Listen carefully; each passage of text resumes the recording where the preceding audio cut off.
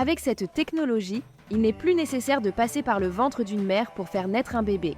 Elle repose sur des appareils utilisant un utérus artificiel fait pour offrir au fœtus un environnement proche de celui d'une grossesse naturelle. Ce dispositif aide le bébé à se développer comme il le ferait dans le ventre d'une mère. Aussi surprenant que cela paraisse, l'intelligence artificielle est utilisée pour surveiller et contrôler tout le processus. Il serait même possible de choisir certains traits du bébé, comme l'intelligence, la couleur des cheveux et d'autres caractéristiques, en réduisant le risque de maladies héréditaires. Que pensez-vous de cette technologie ? Seriez-vous prêt à accepter un monde où les bébés ne naissent plutôt plus naturellement ? Réponse dans les commentaires. Merci pour votre avis.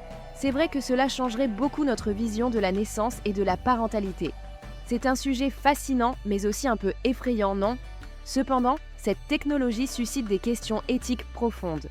Pour certains, elle risque de bouleverser notre vision de la vie et de la parentalité et pourrait redéfinir les frontières de ce que signifie naître.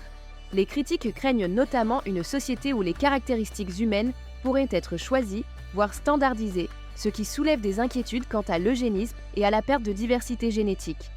D'un autre côté, les défenseurs de cette innovation y voient donc des avantages considérables. Elle pourrait offrir une solution aux troubles génétiques en permettant d'intervenir dès les premières phases de développement pour prévenir certaines maladies héréditaires. De plus, en offrant un environnement de développement contrôlé et sûr, cette technologie pourrait réduire les risques liés à certaines complications de grossesse, assurant une meilleure santé aux enfants dès leur conception. Quels traits aimeriez-vous pouvoir choisir pour vos enfants ? Ou pensez-vous que ce devrait être un processus entièrement naturel ? Réponse dans les commentaires. Intéressant. Certains disent que le caractère unique de chaque enfant est une surprise de la vie. Choisir certains traits pourrait-il enlever un peu de cette magie ? Le concept de la gestation pour autrui, GPA, suscite déjà de vifs débats, tant au niveau éthique que juridique, mais l'idée d'un utérus artificiel porte cette discussion vers de nouveaux horizons, en introduisant des perspectives inédites. Cette technologie, en cours de développement dans plusieurs pays, pourrait transformer de manière profonde notre manière d'appréhender la procréation et de redéfinir les rôles de la grossesse et de la parentalité. L'utérus artificiel offrirait une solution pour des personnes incapables de mener une grossesse naturelle, que ce soit pour des raisons médicales ou personnelles, en leur permettant de concrétiser leur désir d'avoir un enfant sans passer par la gestation pour autrui. Ce procédé pourrait également répondre à certaines complications médicales en réduisant les risques liés aux grossesses à haut risque. Cependant, cette technologie encore jeune comporte des risques, à la fois d'ordre éthique, médical et social, qui nécessitent une attention et une étude approfondie. L'intervention technologique dans un processus aussi naturel et intime que celui de la naissance pose des questions fondamentales. Sommes-nous prêts à accepter qu'un enfant puisse être porté et formé dans un environnement entièrement artificiel ? Jusqu'où peut-on intervenir sans risquer de compromettre l'humanité même de l'enfant ?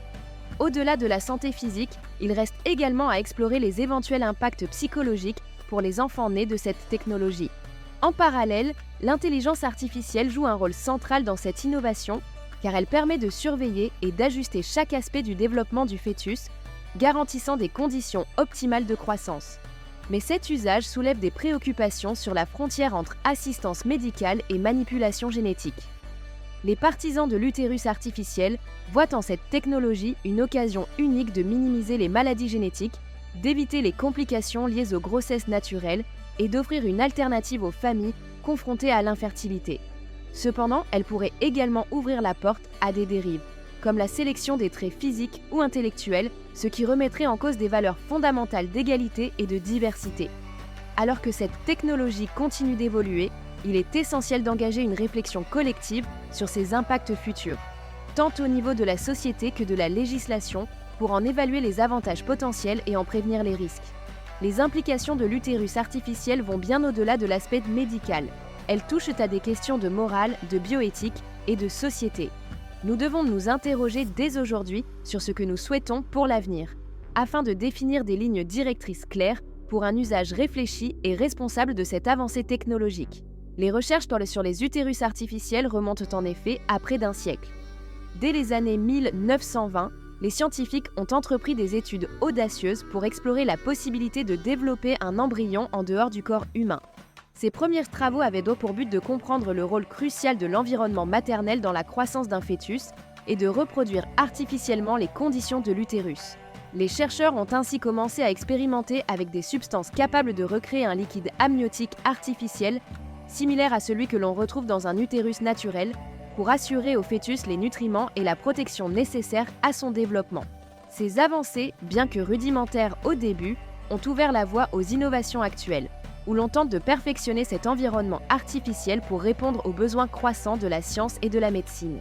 Aujourd'hui, les chercheurs sont parvenus à des résultats beaucoup plus sophistiqués, utilisant des dispositifs capables de surveiller les fonctions vitales du fœtus et de maintenir un équilibre optimal de température, de nutriments et de fluides.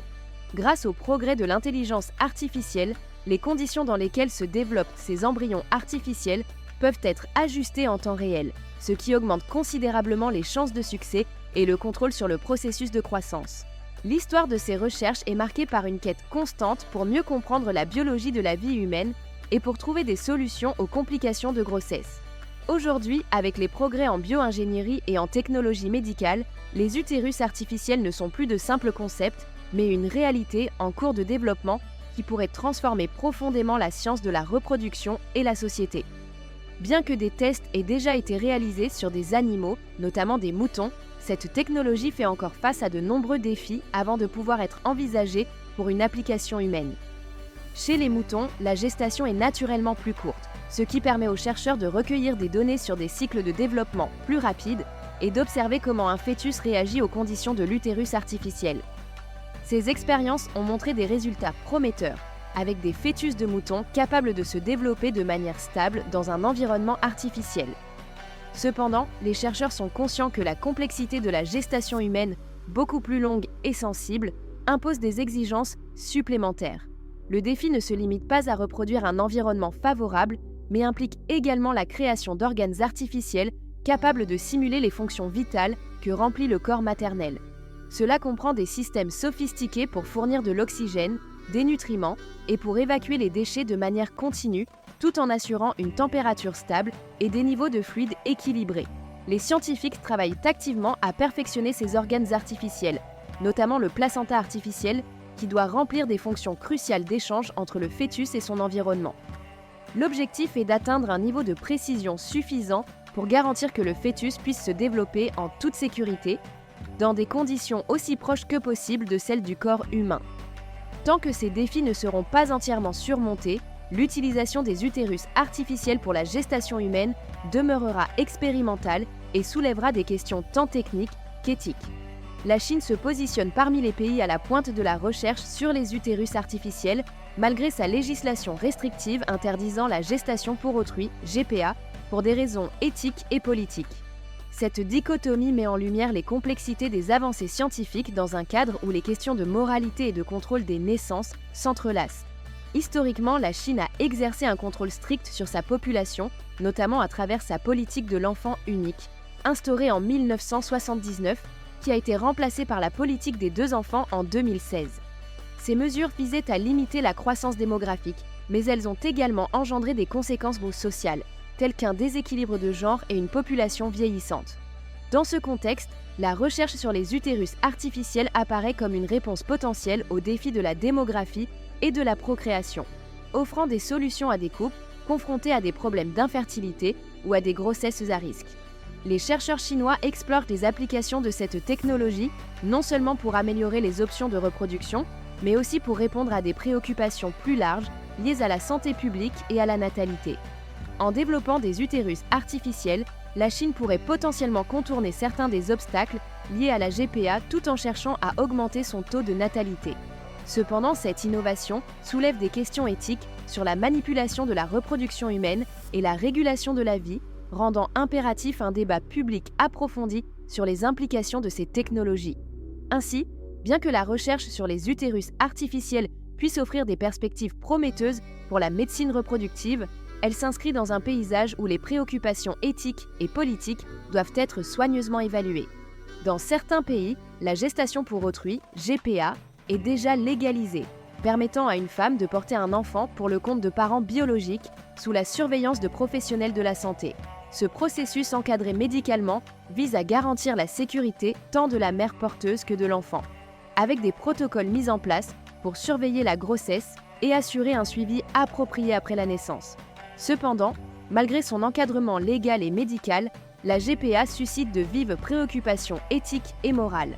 Les questions éthiques entourant la gestation pour autrui incluent la potentielle exploitation des femmes, souvent issues de milieux socio-économiques fragiles, qui peuvent être incitées à devenir mères porteuses pour des raisons financières. Il existe également des préoccupations concernant le consentement éclairé. Dans quelle mesure les femmes comprennent-elles pleinement les implications physiques, émotionnelles et psychologiques de cette démarche ? De plus, la séparation postnatale entre la mère porteuse et l'enfant soulève des interrogations sur les liens affectifs qui se forment pendant la grossesse et sur l'impact émotionnel que cela peut avoir sur toutes les parties impliquées. En outre, la GPA peut également engendrer des dilemmes juridiques, notamment en ce qui concerne les droits parentaux et les responsabilités. Dans certains pays, la législation n'est pas toujours claire, ce qui peut mener à des conflits entre les parents biologiques et la mère porteuse. Cela soulève des questions sur la définition de la maternité et les implications pour les droits de l'enfant, en particulier si des désaccords surgissent concernant la garde ou le bien-être de l'enfant. Ainsi, bien que la GPA puisse offrir une solution aux couples éprouvant des difficultés à concevoir, elle ne peut être dissociée des considérations éthiques et légales complexes qui l'entourent. Un dialogue continu est nécessaire pour aborder ces enjeux et s'assurer que la pratique se déroule dans un cadre respectueux des droits et de la dignité de toutes les personnes concernées. En outre, la perspective que certains laboratoires pourraient un jour produire des bébés en grande quantité, avec la possibilité de choisir des caractéristiques physiques et intellectuelles spécifiques, pose des défis sociaux et éthiques majeurs. Ce concept de bébé sur commande pourrait transformer radicalement notre conception de la procréation, mais il soulève des questions complexes et cas sur l'égalité, l'identité et la nature même de l'humanité. Tout d'abord, cette capacité à sélectionner des traits spécifiques pourrait accentuer les inégalités sociales. Les familles qui ont les moyens financiers de payer pour ces technologies pourraient avoir accès à des enfants optimisés, créant ainsi une division encore plus marquée entre les classes socio-économiques. Cela pourrait entraîner un système où les bébés idéaux sont perçus comme supérieurs, tandis que ceux nés par des moyens naturels ou moins favorisés seraient stigmatisés. En conséquence, nous pourrions assister à une société où l'égalité des chances serait gravement compromise, remettant en cause des valeurs fondamentales de justice et d'équité. De plus, la question de l'identité personnelle et de l'autonomie de l'enfant devient cruciale. Si les parents peuvent choisir des traits spécifiques pour leurs enfants, jusqu'à quel point ces choix influencent-ils l'identité individuelle de l'enfant ? L'enfant né de cette manière pourrait ressentir une pression pour répondre aux attentes de ses parents en matière de performance intellectuelle ou de standards physiques, ce qui pourrait avoir des répercussions sur son bien-être psychologique et émotionnel. La quête de l'excellence pourrait alors devenir une source de stress, voire d'anxiété pour l'enfant. Enfin, la possibilité de manipuler génétiquement des enfants soulève des questions éthiques sur la nature même de la vie humaine. Cela amène à se demander si nous devrions avoir le pouvoir de concevoir des êtres humains comme de simples produits dotés de caractéristiques spécifiées, semblables à un achat dans un magasin. Cela soulève des préoccupations profondes sur le respect de la dignité humaine et les implications de jouer le rôle de créateur de la vie.